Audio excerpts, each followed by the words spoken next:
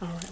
It is Michelle C. Everywhere you need to be with Kandid Kisses TV, and I am here with the one and only Ramona Debreux. What's up, Michelle? Kissable lips. Yes, ma'am. And today we're on Kandid Kisses TV. Kandid Kisses TV. I like that. Yes. So make sure you let everybody know where your vlog. I'm sorry, not your vlog, but your Instagram, your social media, everything that they can follow you on. Go ahead and get that out of the way now.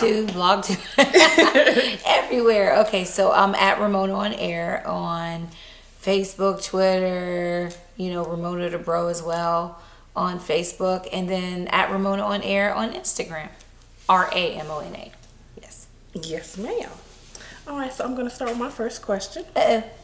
What interested you in radio and broadcasting? Okay, so that's a loaded question. Okay. I started on radio in Springfield, Mass. when I was a kid. We had moved to Mass when I was like 10. My family moved from Pittsburgh to Massachusetts, and I began to do a lot of things in the community. And the Urban League president of the city of Springfield was also one of the executives nationally, but he would invite me to be on his radio show. I think I was in 8th grade. Oh. So that's sort of where that started. Okay. But then I was also singing because I'm a vocalist, and my manager at the time, Mingo Madness, from the Bronxwood, when I was done with my chores and done with my homework, I was a geek. My parents would let me go up to the radio station on the weekend. Okay. So naturally, when I got to college and we had a radio station, I had my own show. So started. So you have been hooked up for a long time. A long time. I've been in the business. I know a lot of people since I was a kid. Okay, well that sounds good. And you brought me to my next question because I was going to ask you, when did you know that you had vocals? My mom will probably answer that better than me, but it was when I just knew I was imitating Lionel Richie with Hello and all that. I used to tell my sister, I sound just like him, watch. She'd be like, no you don't. But I would practice all these records until I could hit every single note. Okay. And that's when we were like, uh-oh, she might have a gift here. Right. But the Minnie Riperton album, so if it was Bird Song, if it was Bird of Flack, that deep tone, it was like. So wait a minute, do you have a Tony in you? Then Whitney came out, and I heard that deep tone. You got a little bit Tony Braxton in you too? What was it? I found a certain paradise within my life with you. Oh, excuse me, it was man. Like, wait. With you. I haven't practiced today.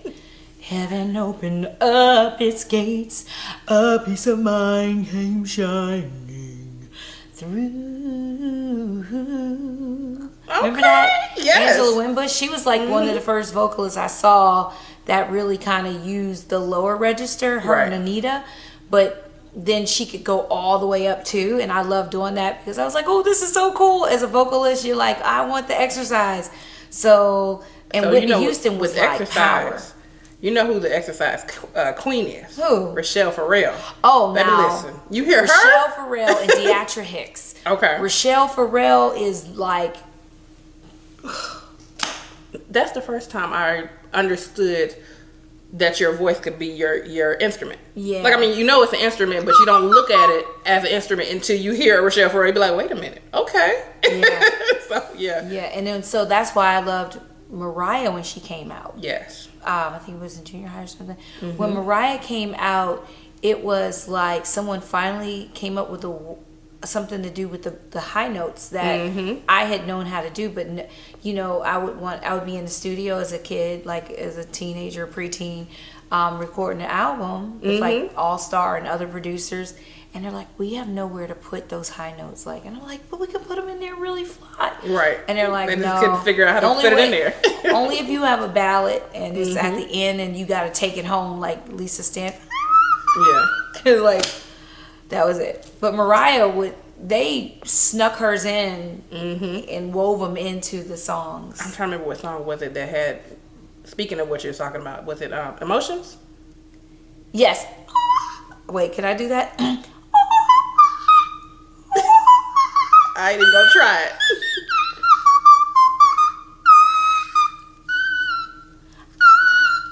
Yeah, that's how you do that. I can whistle it. So wait.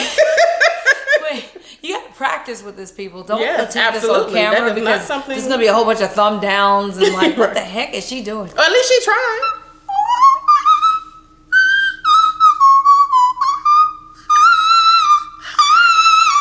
You gotta go. That's better than what I can hit do. All I can do is this and whistle. That's it. It's very similar to a whistle.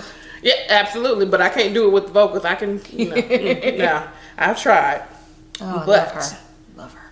Now, what keeps you grounded and motivated in this industry? Because entertainment is a hard industry to be in, I don't period. even understand what is wrong with me. Like, okay, so, the singing, and that was great. I had a couple of record deals with major labels. While being on the radio, I came down here with a record deal. Because I remember you had a song that was spinning on the radio for quite some time. Let Us Ask?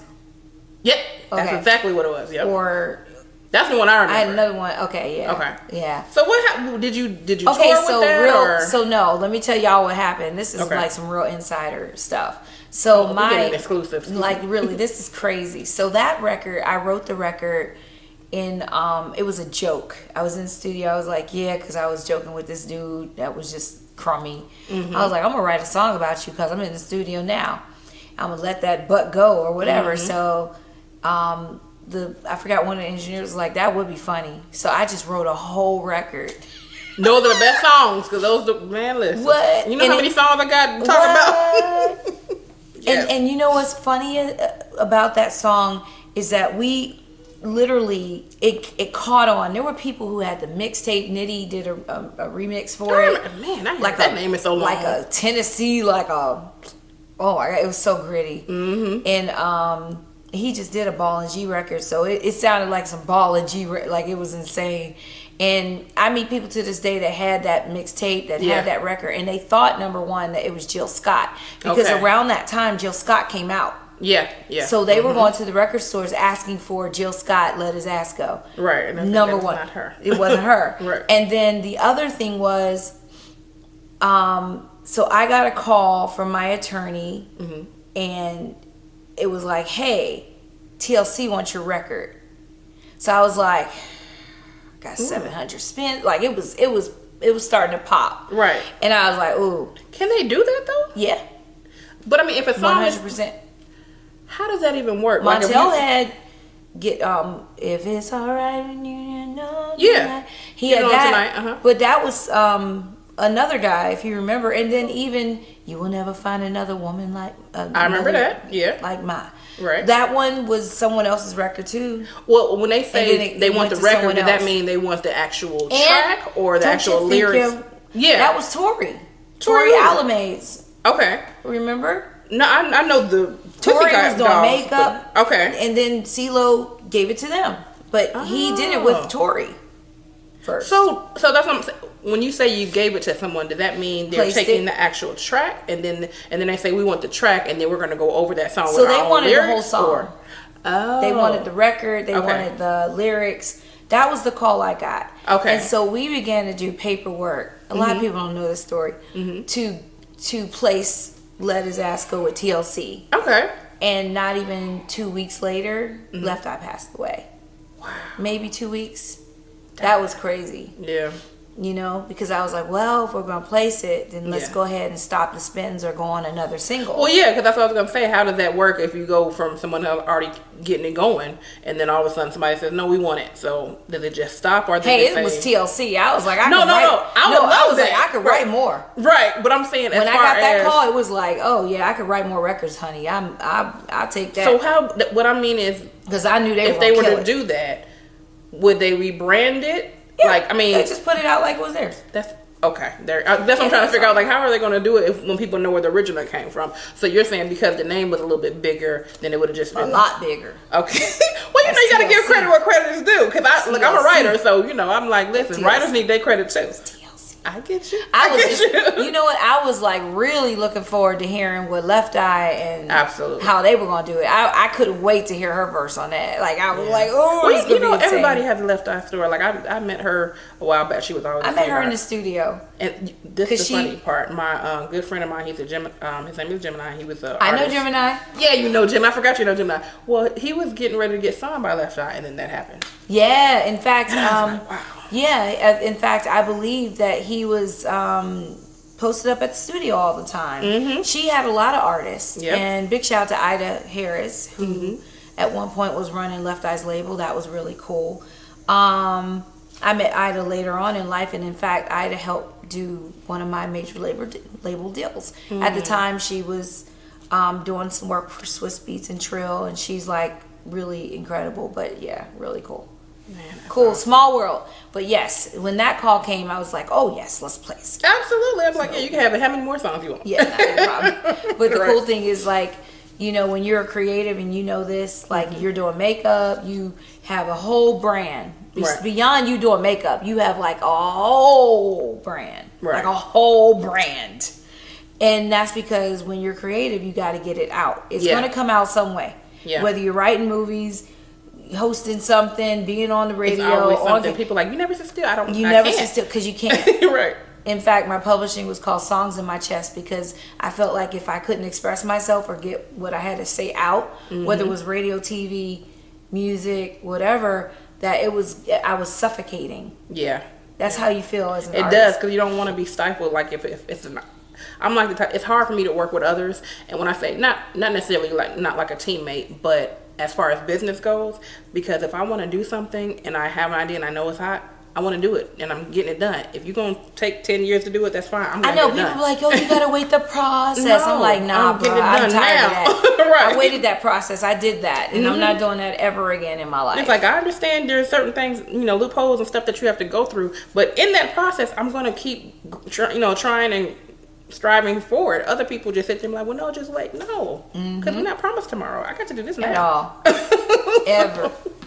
True, you ain't lying. But that, that's another reason why, like, so now my husband and I, we do film, and from conception to like delivering, here is the movie, right? And TV shows that we are developing. And so then also he has a post house that's actually turning into a studio with one of the largest deals Georgia has ever had done in as far as film, major film. Right. So that is he have the major key. That's really, really major. I know. Extremely. Yeah, it's a very awesome thing because I see how he works, and I see what goes behind the scenes to make it work. Right. And it's all hands on deck. Now, how does it working with? Well, not working. I get off the air, and it's like, okay, where do I fit in? Where do I jump in? We got the baby. Well, that's what I was gonna ask you. How is it working? Well, not she working. Gonna work too. But not the baby. Your husband. Like when you have the baby gonna get to work too. When you have two creatives, how do you complement each other? Well, he's more business. Okay. Creative. So it's good because he's used to working with artists. Ah, okay. Yeah. He knows how to wrangle me, and I know how to kind of get him to not be as business corporate, and to jump and follow bliss. Okay. So it's a good balance. Yeah. It's a good balance because I'm a fire sign and he's business. He's a Cappy. Oh Lord, I understand. I'm an Aquarius. Leo all day. Oh Jesus. Lord. So yeah, that's the combination right there. Yeah, it is. But it balances each other out, just like you said, because you light the fire and he just calms it down when it needs to be calmed down. Like, all right, slow down. I'm like, oh, you're killing my joy, son. He's like, no, we got to do it this way. And then sometimes you do have to just jump in, and go. You do have to just turn the cameras on and shoot. And we met at a film festival. Okay. Because outside of music and radio, I was like, you know what? I want to make films. I want to tell stories, not just, because I was finding that on the radio, a lot of women, black women in particular, kept getting told that there was a shortage of men. And I don't believe that God operates in lack. So I want to tell that story.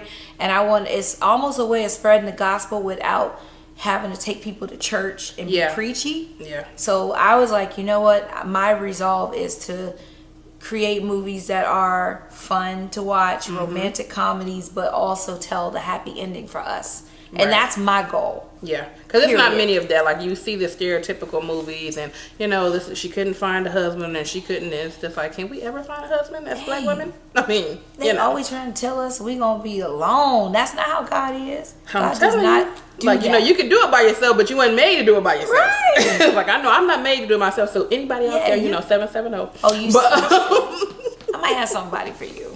Well, hurry up. I mean, time is ticking. Do you mind if he's like shorter? Because you're tall. Yeah, I do. You do? I do. That's damn shame.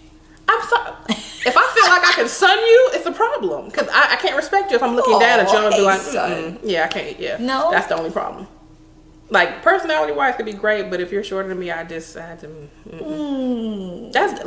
I mean, out of all the flaws people can have, that's the only one that it's hard to bend for me on that, because I don't feel like I'll respect you if you're shorter than me, and I want to respect you. Even if he had like swag and got it going on, great business and all that, like, you didn't have. If he's as tall as me when he steps on his wallet, we can be all right. Well. You know. So guys like to conquer the tall chick. That's the problem. I can't get rid of the little midgets, but the tall ones that I want, they don't look at me. Don't call them that. That's not nice. Well, you know what? Okay, well, the vertically challenged. You know what? So you stupid. Moving on. What are some words of wisdom that you would give someone that's trying to get into the entertainment business? Jump. No. Seriously, study.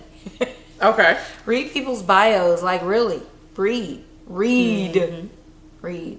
Yes. Because there's gonna come a time where, especially in a place like Atlanta, you're gonna run into pretty much everybody. I had just gotten on the radio, and he was taking me around, showing me different places. A lot of people were like, people were like, yeah, this in Atlanta. And I remember the first time we even stepped foot in Houston, there was Babyface and L.A. Reid, and I was like, as a singer, I'm like, I want to run up. I just want to sing. I just want to sing for him right now. But you got to play it off. Like, hey, how are you? Yes, like, so they were like, and this is just Atlanta at any given moment. Yeah. So before you approach them, what are you gonna say? I mean, like, have your game. Like, what did you say when you first met them?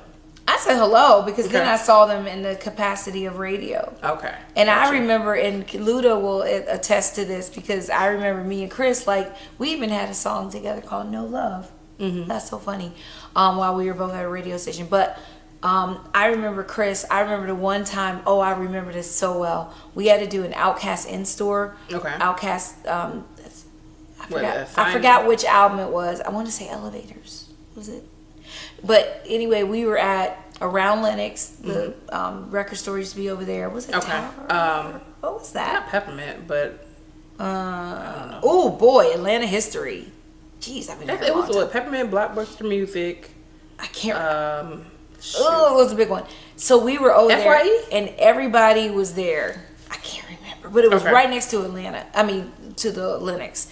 Okay. So we were in this store, and Chris was like, "Hey, no, for real." To LA, he was like, "No, for real, you really should sign me. Like, you should, because I really am. I'm incredible."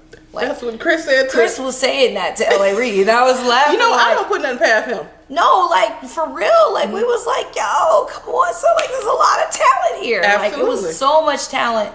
And Chris was, like, always, like, hustling. I remember that, so JD put him on a video game and everything. I don't want to get my history wrong here. But I remember when he hooked up with Timbaland. Okay. And we were like, yeah, it's so funny. Like, we have all these people in the A, and you hooked up with the dude in Virginia. But he eventually, he repped it. But sometimes you got to, like, go out to get that work and validation and work and validation, and then come back home to where you are. Yeah. To your home, to your base. Well, and that's no matter where you're from. And that's the thing. That's why I hate about it, because it's like people outside of your city will support you wholeheartedly. Go for it. Do your thing. Whatever. And then Atlanta be like, oh, that's just you. Like, because they see you every day. And then I don't think they understand, like, you're that serious. Like, you're serious. But even if they see you every day, that's more reason why they should support you. I know. But you know what? You're right. And I have this theory, like, I always tell my husband, like, because there's so many events here in Atlanta, like, so I always feel like, hey, you know, we try and make as many as we can to show love and support to people. Yeah. But if you see the same people at all the events every single time, they're not really working. No, well, that's true though. That does make sense. An OG told me this. A very successful industry vet told me this. Don't worry about making your round yet. Work first. Get in the studio. Get in the whatever it is. Go hard, and then you can go out. And that's why you see so many very successful producers and artists and movie producers and actors. They come out when they have to promote because they're in the studio, they're in the lab, they're like baking and cooking stuff up. Like they got, here's the pie. This is the reward because I've been working and incubating for a while now. Yeah. So that's, you know, sort of what we were doing. And now with our, you know, with the new situation, shout out to Lynn and my husband, Lynn Gibson. They have a very lucrative situation that will provide jobs to people. Especially me. And yes, including yourself. Right. Yes, there's a way for a lot of people to get in on this. So I'm excited about it. But, you know, did it mean that a couple mixers didn't make it too? Yeah, but definitely had to get that work in. So as a creative, you know, I'm excited because my script is about to be produced into a movie. So, well, you know, my mom is working on her new movie, so once everything is tied in, I'm going to send her right to you. Yay. No, she has a book. She's almost finished with it. She was working with someone that is connected to OWN Network or whatever, and she was like, well, we'll do the book first, so then at least you kind of have the script already. Oh, nice. And she was like, that makes sense. So her book will be finished soon. Oh, once everything is packaged up, we'll be sending it right to you. That's cool. That's awesome. Congrats for your mom. Oh, yes. It's a really good story. It's well, I'll let her tell you about it. But if I go through the whole thing, it's going to take too long. But it's a really good story. Wow. It's her story, so it's always good when it's a true story. That's dope. So that's dope. Well, on Kandid Kisses, we try to keep it fun. We have a segment called Kiss or Diss. Oh. So I'm going to name some celebrity crushes, and you're going to say whether you're going to kiss or diss them. Honey, I'm happy. Hey, listen. It's just fun. You ain't got to really kiss them. All right, so we're going to start with the first crew. Oh, boy. Usher or Chris Brown? Who you kissing? Who you dissing? Pick one. I know Usher. So? I can't kiss him. Well, that's more reason you should. Because okay. That would be weird to kiss, to want to. It could be a family reunion kiss. It ain't got to be no slob you down kiss. It could just be just a peck on the cheek. Okay. How you doing? Hey, Jonetta, his mama. And right. So you gonna kiss Usher? Or you gonna diss Chris Brown? Yeah, sure. I know. I've seen Usher like for many years around. Okay. Yeah. The next one, Terrence Howard or Michael Ealy? Okay. I've interviewed Terrence Howard. Okay. It was probably one of the most interesting interviews I've had in my whole entire lifetime. What made it so interesting? Just look at it. He was okay. Very philosophical. I'll just put it like that. And did then he bring out his guitar? At it. Yes. Okay. He did. I don't know if he was playing it during the interview. I can't quite remember, but it was interesting. But so Michael Ealy, I did this way back before I met you, honey. Beautiful, awesome husband, man of God, just like a wife. Wayne. So I did this segment called He Could Get It, and Michael Ealy was the first one. Yes, he could definitely get it twice, 3 times, 4 times on Saturday. Okay, moving on. What are you doing? I love you, honey. Idris Elba or Biz Markie? So I know, okay, obviously not Biz ever. Okay. It's never gonna, no. But nobody gets to be. I have a couple of friends who are very good friends with Idris. With Idris. Okay. And one of my really good friends used to work with him, like directly. So they're just really weird. But okay, but it's Idris. I mean, so you know what? Jump. That's it. All day long. Idris over Biz, definitely. But anybody over Biz, but you know. He seems to be a very nice person. I've met him before, and he was very pleasant. Very and nice. His accent sets it all the way off. Yes. Yeah, the accent but is it's still Idris, damn it. Yeah. So yes, Idris. Well, that has been the end of Love you, honey. Kisses TV. So go ahead and shout out all your social handles. At Ramona on Air. That's it for That's YouTube, it. Instagram, Facebook. Yes. You heard what she said. It's Ramona Debreux, which, can be a little strange to spell sometimes, but it's Ramona on Air, Ramona on Air. And that's Instagram, Facebook, Twitter, and then on Facebook, it's also Ramona Debreux. But you can also hit me at RamonaOnAir.com. And you can see all of those posts from all of those places and the latest. That's right. And if you see her eyeshadow popping, that's because it's Kissable Lips Cosmetics. Wait, Actually, the whole face is Kissable Lips Cosmetics. But this new chroma color, yes, ma'am. I turn one way is green. I turn one way is blue. That's I turn right. another way is what? That's right. That's called Nice for What. Oh, wait. So make sure you go to Nice for KissableLipsCosmetics.com and go and grab you one. Kandid Kisses TV is sponsored by Kissable Lips Cosmetics.